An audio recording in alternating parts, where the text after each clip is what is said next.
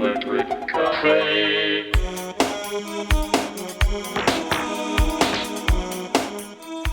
Hey everybody, welcome back to Electric Cafe. In this video I'll be reviewing the new AFI album called Silver Bleeds the Black Sun, which came out just this past Friday, October the 3rd.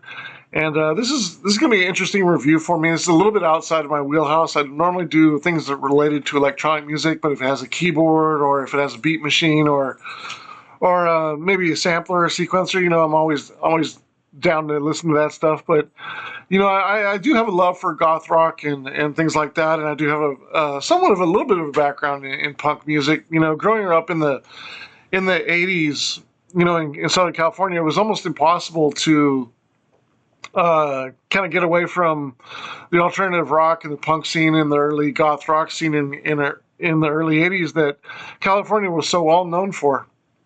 And my friend Dan, who actually sent me this request to actually do this video. We used to work at a audio post facility in the late 90s and early 2000s, and it was in Studio City, California. And so we've remained, to be friends. And we talk about music occasionally, but we don't often kind of mesh on our likes of music, because I'm really into electronic music and he's really into punk music. And it seemed like in those days I was always kind of defending my electronic music taste to other people, including Dan, and it was always in good humor. But me and Dan always had a good, growing up in Southern California, it was hard not to share the same experiences growing up through the early 80s and skateboarding and sports and early punk music and early goth music. And we always connected like on The Cure and Dead Milkmen and other bands like that. And, one of the ones that we did always connect with was Sex Pistols and to somewhat to extent some PIL. That was kind of my love, and that's kind of a good example of where my music taste kind of takes over is in goth rock or in punk, sort of into the PIL and early goth rock, like Christian Death and Specimen. After I left the studio, Dan started his own studio in 2008 called Anarchy Post, and he's still the co-owner of that studio. And they do a lot of great work over there, everything from post mixing, audio mixing, to Foley, to even color correcting at their studio. Do a lot of really cool projects, including, strangely enough, he did the Public Image is Rotten, which was a Johnny Lydon documentary, and so that kind of ties to what he's interested in. And as soon as I said Anarchy Post, I'm sure most of you would connect that with, the Sex Pistols song. So that totally makes sense. And Dan's a huge Sex Pistols fan and Johnny Lydon fan. But they also did some other good work, which coincidentally I didn't know until today when he told me. He did Bones Brigade documentary, which I have a copy of right here, which, again, that kind of goes to our love of early skateboarding in the early and middle 80s. And Bones Brigade was such a huge impact in those skating days for me. I can remember our early thrash sessions in the middle 80s. We would listen to Fishbone and GBH and Circle Jerks and Germs and The Exploited and Jane's Addiction and early Red Hot Chili Peppers, or playing hip hop, to also skateboard, because we used to listen to a lot of early hip hop when we used to skateboard, like Fat Boys and Beastie Boys and Run DMC, LL Cool J and stuff like that. We used to skateboard to that stuff too. But skateboarding was a great sort of outlet for punk music, and that sort of tied to the early Bones Brigade stuff when they used to play a lot of punk music in the back of some of the famous Del Mar skate sessions and some of those early skate contests. Those were sort of synonymous with K-Rock and the early punk scene. And so it was always exciting kind of growing up in LA in those days and kind of learning a lot about, great punk music even in those days. And even though I really got tied to electronic music, I always kind of had a soft spot for a lot of some of the more punk music that I liked, including Dead Milkmen, and I even crossed over to Christian Death and Specimen with goth rock and stuff like that. Always a big fan. And me and Dan, one of our favorite bands is The Cure as well. Dan was also the lead singer of a trans Sex Pistols, which was a cross-dressing Sex Pistols cover band in the early '90s, and I saw them quite a few times in Southern California in those days. Like, I think I went and saw them at like the Whiskey, and then I want to say also Coconut Teaser, if I'm not mistaken, and I think there was one other place, but I cannot remember. But I remember the first time he played in his band, it was actually at our boss's house, and he had a Halloween party. Funny enough, probably coming up on, it was 1998, coming up on this Halloween. I guess that was 27 years ago. It makes me feel old, but that was his first live performance, and it was a big party. There was probably about 150 people there, and that was the first time that they debuted as the Trans Sex Pistols, and I think it kind of shocked a little bit, but we were in Hollywood, so it was kind of natural, and it was cool, and being a fan of Sex Pistols when I was a kid, it was always cool to hear that stuff. But I think for a lot of people there, and it was kind of like, whoa, Dan's dressing as a girl. It was kind of I don't know. I know Dan's pretty comfortable dressing like a girl, like because he was in the band. But I think at the time, like seeing your boss or seeing somebody you worked with dressing up like a girl was kind of a shock to some people. So kind of tying back to when we used to work together at the studio, I can remember that he was really interested in bands like Pennywise and Dashboard Confessional and early Deftones and also AFI. And even though I don't really know too much about AFI, when he was talking about this particular their trajectory over their career, kind of being a little bit more goth, is kind of evolving a little bit out of punk, from what I understand. And again, I've really never heard too much AFI music. Again, with my background, I don't review a lot of punk music, even though I do like some punk here and there. I don't feel educated enough to really review it. So this will definitely put me to the test. And I think the reason why Dan kind of suggested it is he said it does kind of tie with a little bit of goth rock. So I think that'll kind of help me out a little bit. At least I'll get that kind of aspect of reviewing the music, because one thing that I always feel is important, that when it comes to music and bands that do a specific genre, like I really feel like they have to be devoted into the sound. Like, there's certain styles of music that are so passionate by their fans and so tied to the history of the style of music that you can't half-ass something. You can't half-ass the industrial band, and get away with it with somebody who's hardcore in an industrial band. Same thing with punk music. That's one thing I've always really respected about punk music, and also even heavy metal, is their fans are super die-hard about their styles of music, and electronic music is like that as well. Having said that, I'm going to now check out the album, and I'll be back with you with my thoughts on AFI's new album, The Silver Bleeds the Black Sun. All right, so I just got done listening to AFI and The Silver Bleeds the Black Sun. Really like what I hear. I really enjoyed the album a lot more so than I thought I would. I really had this kind of idea that they would kind of be a little bit more punk, and I think the last track is kind of what I imagined them sounding like. That one was kind of a little bit more punk with just a touch of more goth sound, where I felt like the rest of the album was really a perfect blend of goth rock.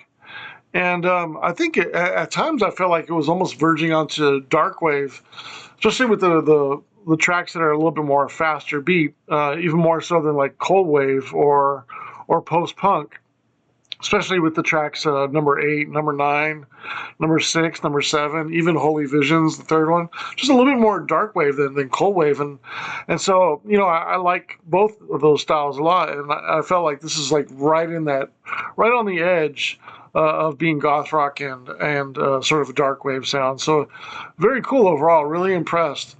A lot of times when I hear albums, I hear the sound and the production even more so than I really hear the music, because I immediately always try to like put them into a genre or figure out what style of music they are, right? If I've never heard somebody, that's usually the first thing I do. So right in the first kind of minute, I'm trying to identify like where they're at, and and sometimes you compare songs to other songs of other people, and then their sound to another band, and sort of right here I sort of It kind of reminded me of like Daniel Ash and his solo album called Coming Down, which came out in 1990. But definitely a gothic voice in here, and I felt like, throughout this album that it was kind of more leaning on definitely goth rock, but it kind of felt a little bit at times a little bit more dark wave than really even post punk or cold wave.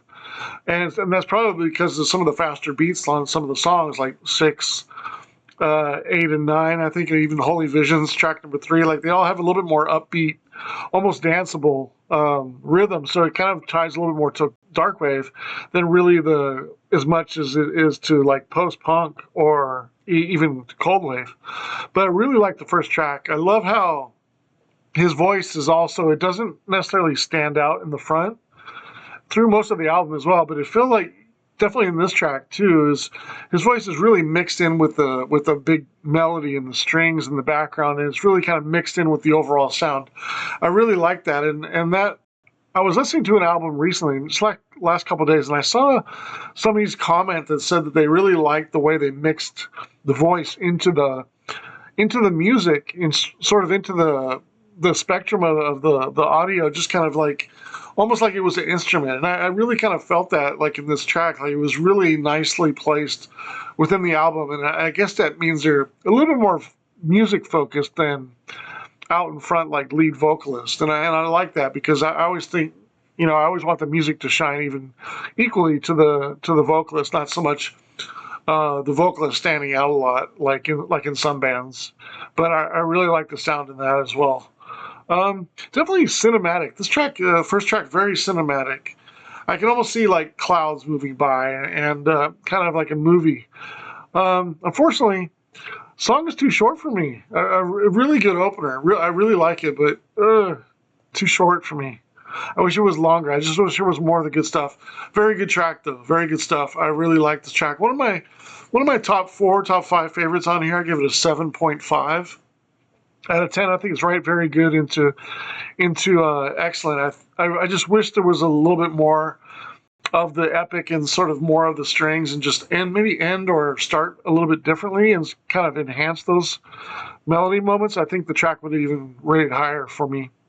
Then you have track number 2 called Behind the Clock. This one was pretty good. I like the spoken voice sound. It's definitely, I felt like almost every song was getting a little bit more and more goth.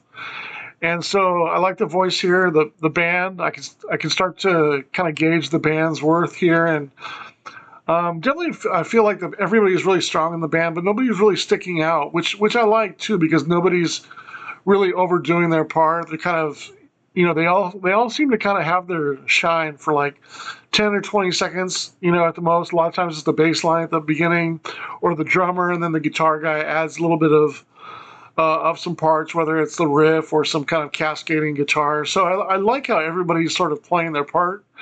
And a lot of times in the songs, through the different songs, there's the vocalist does the same thing, where sometimes he says a little bit more, sometimes he says a little bit less, and lets the music shine. And I like that too. He's not over welcoming his stay or saying stuff that doesn't really partake. There was only one track out of all of them where I felt like, the vocal part was a little bit off, and when I get to that, I'll talk about a little bit about that. But track number 2, a really good track as well.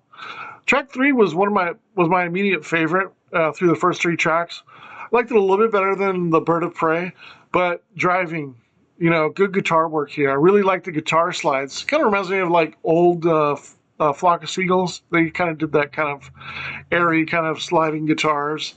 And I like he's not afraid to take the guitar to almost like a solo too. Like it's like a lot of times when bridges and solos kind of combine, I really like that. It reminds me of like Killing Joke. Killing Joke did a really good job of that. You think of like pop metal in the late 80s, they would do like, the big guitar solos, and like almost every heavy metal or hard rock song in the middle of the late 80s seem to have like a guitar solo, right? Well, they still, it's, you don't hear too many solos anymore, even in like heavy metal, but you still have bridges. And when you sort of combine the bridge with the hook of Of the solo, you kind of win-win. It kind of does both, and so it's kind of hidden because it's a bridge, so you don't think of it being a solo. But then, it still kind of bridges to back to the chorus or back to the verse. So I really like that in Holy Visions. It kind of keeps the pace really consistent, and I like that as well. But well put together track overall, really good stuff. Verging on classic for me. I put that at 7 3/4 stars. Really good stuff. Holy Visions, excellent stuff. One of my top 3 tracks. I think the middle of the album was probably the weakest for me, although I appreciate the depth in here and trying different things. They didn't really quite hit the mark that the songs before and the songs after do. When I think of tracks 5, 6, and 7, Speak of the Truth, Ash, Speck, Blasphemy and Excess, Spear of Truth, and also number 6, Ash, Speck, and a Green Eye. Like those 3 tracks, I feel have some ability to kind of grow on you over time, like multiple listens and things like that. There is some room to grow there, so I don't necessarily, and saying that makes them the hardest tracks to really rate because I feel like there's something there, but I feel like it's not really like grabbing me right away.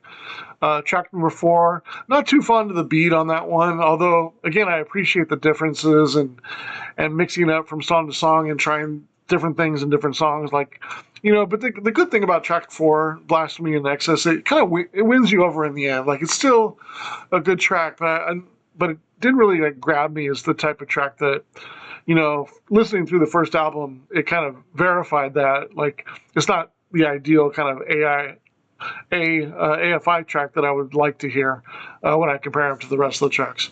Spear of the Truth, much more acoustic guitar in this album than I imagined again, and it goes well with the overall sound. Nothing bad at all really in this track. Maybe just not fully my sound, but I think with repeat listens on this track, like it grows on you.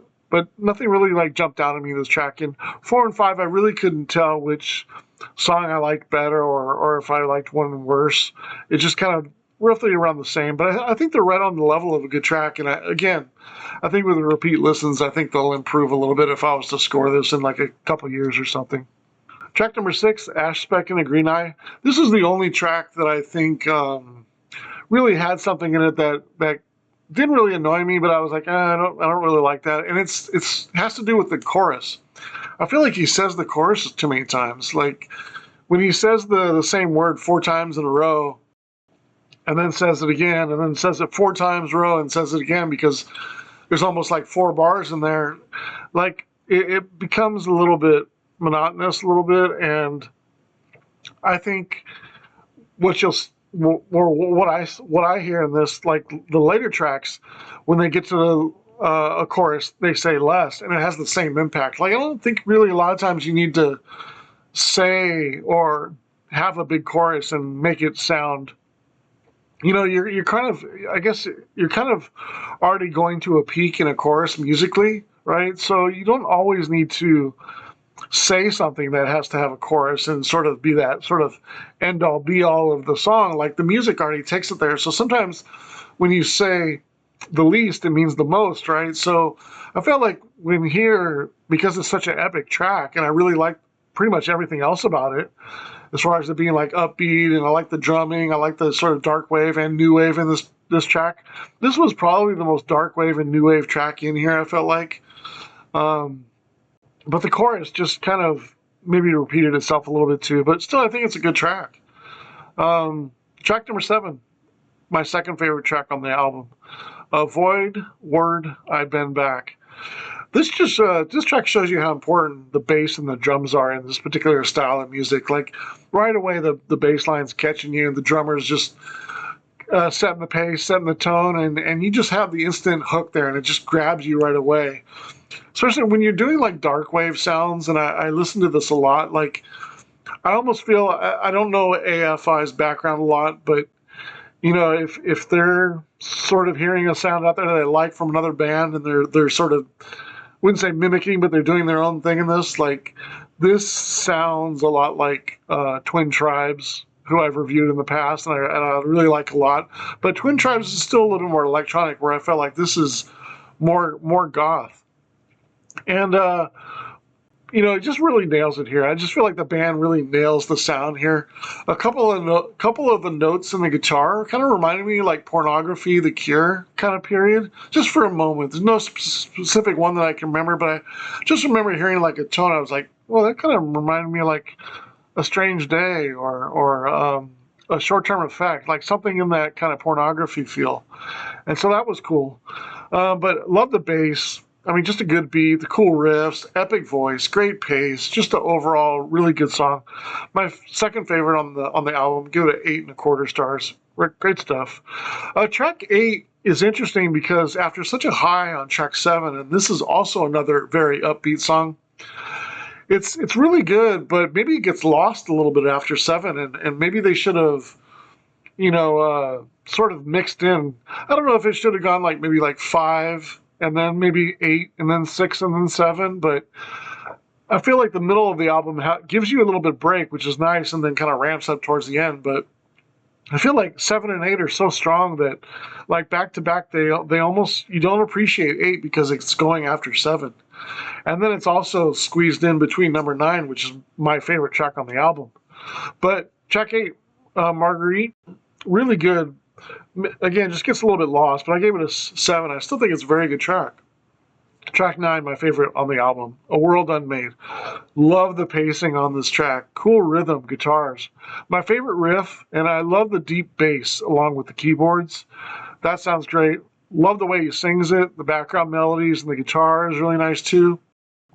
And this is the kind of one example I'm talking about compared to Ash Speck and A Green Eye, the track number 6. Like this track on the chorus, he barely says anything in it, and it works because you're listening to the music so much. In 6, the chorus kind of got in the way for me. Number 9, you don't really need to say too much because the track music is so great, right? It's just, I mean, and because he's, I also love when vocalists kind of just talk on a track instead of necessarily sing.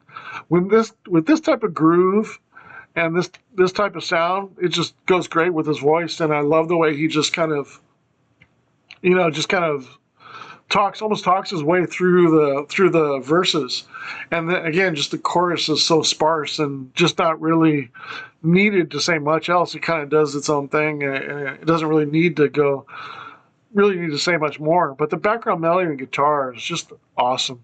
Oh, and track number 9, Fade Out. Oh, ding, ding, ding, Fade Out. I love the fade out. I'm such a big fan of the fade out. If you grew up through 70s music and 80s music, I think you love the fade out. It always perturbs me when I hear people that are newer fans and they're like, why are they fading out? Like, what's the point of that? Like, the fade out is epic. It makes you take over the song, makes you want to sing it. It's a subliminal, it's a recording technique. I love it. It's got that vintage style. The only thing I'd say about that fade out is it may have done it at a better part in the song, and then it could have gone on a little bit longer. That's the only thing, but love it fade out. You don't see it very often, and I'm glad they brought it back. So hats off to AFI for the fade out. And then track number 10, again, like I said earlier, this is kind of what I expected on the track. This is totally, probably AFI fans are like, oh, well, this is what I expected. This is what I want.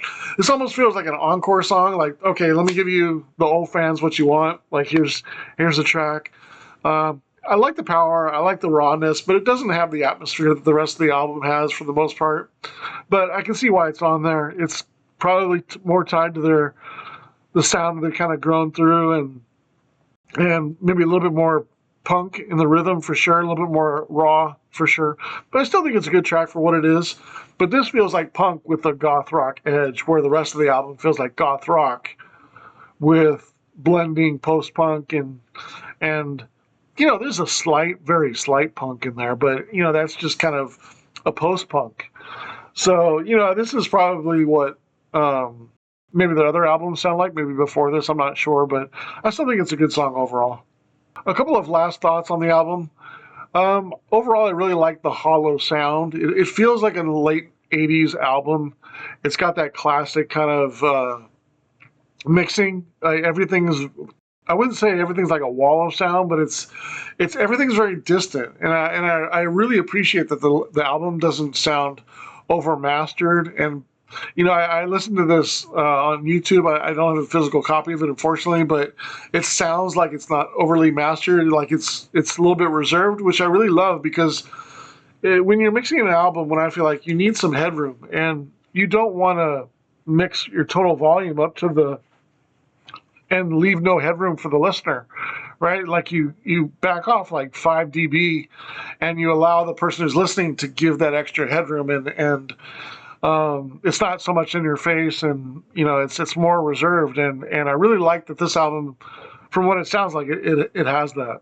I like the overall sound of the singer's voice. Like, he doesn't really overdo anything, and nothing's too gothic or too overblown or over accentuate some particular word or something, trying to sound too dark or too gothic. Like, I really like his voice. For the most part, there's really no part where his voice didn't feel like it worked perfectly with the music. So that's a really good thing.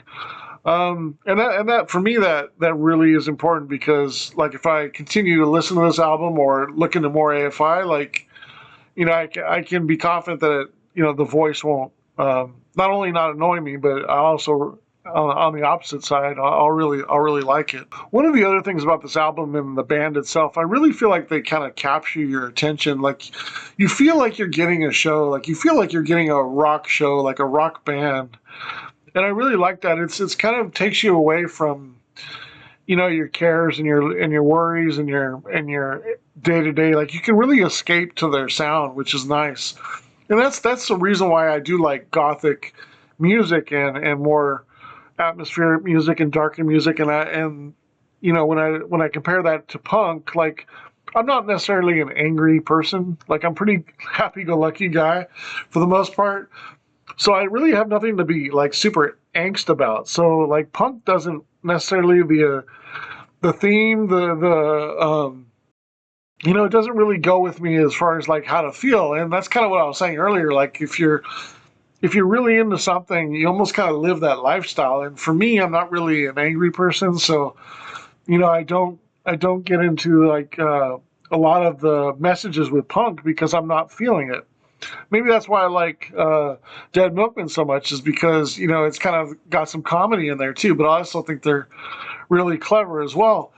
But here, like AFI, like, you really can escape to their music. Like, it really kind of like takes you somewhere, which is cool. There's a lot of anthems on here, and I like when bands that are kind of very gothic and very rock, like, they take it to the extreme. Like, they really kind of take it there, and so there's tracks that feel like anthem, but they're not necessarily over the top to where they're kind of cheesy, or you're kind of like rolling your eyes like this is too much. Like, it gets to a really nice like crescendo and like peak without kind of overdoing it or overblowing it or doing too many songs like that. It seems like a really nice balance on this album of kind of a little bit more reserved and still some tracks that are even danceable. As far as the opportunities of the album, couldn't really think of really any glaring, opportunities that stand out to me. The only thing that I would have liked perhaps is maybe some interludes in between the tracks, or maybe a nice intro, or there's a couple tracks like Birds of Prey and also A World Unknown, which I really like, and there's some atmospheric parts, and there is some intros on those that could be expanded upon, or maybe the endings of the track sort of gone on and maybe kind of embellished those. I felt like there was some opportunity with those, or maybe like an intro or outro. Sometimes when you get a really great themed song, this kind of feels like a movie soundtrack to me a lot, in a lot of ways, like just some kind of like vampire movie or something like that. Like, when a movie or when an album gives you a lot of good visuals like this, and you kind of think of it like a movie aspect, I always think that like you could kind of embellish that and sort of make like a story out of it, and have some ambient interludes and some some short bits of songs kind of in between them to really kind of build the story, right? So that's the only thing that I kind of wish that would be on here. But having said that, even if it doesn't, like, I feel like the album is on the opposite side, very cohesive, very tight, and very to the point, and there's no there's no beating around the bush on this album. It gives you what you want. And I think that's a good thing too. So either way you look at it, I think it's a good thing. I just kind of, because I feel like it's so epic, like I want there to be more of certain parts to really kind of build the atmosphere and tell the story a little bit more in depth. So when I look at the overall the album, the stars add up to a 69 and a quarter. So that's on the high side of a good album. But considering the production here, the overall sound, and I feel like a few tracks have some growth to them and will get better with age and more listens, I give the album an extra 2 points, and it comes in a 71 out of 100. So I feel like this is a very good album. And, that's the hard thing about reviewing albums that just came out, right? You don't have that much time with them. You're doing them first listen, so things get better, and that's why I really try to analyze like which songs I feel have a little bit more room to grow, and sort of do my best to kind of gauge that. And that's why the extra 10 points buffer, whether it be minus or add 10 points, part of that is included in that thought process, because I do kind of try to take into account that there's other things to rate. Just the songs and how much you like them. If you'd like to see how I score the songs and albums, and then my overall bonus strategy, just check the notes down below. But I really want to say thanks to Dan for sending me this album and recommending it. I really appreciate it. It's a really good album. If you have a suggestion that you'd like me to review, my email is down below. Just send me an email, and I'll get back to you. And I really appreciate your time in this video, and we'll see you on the next one.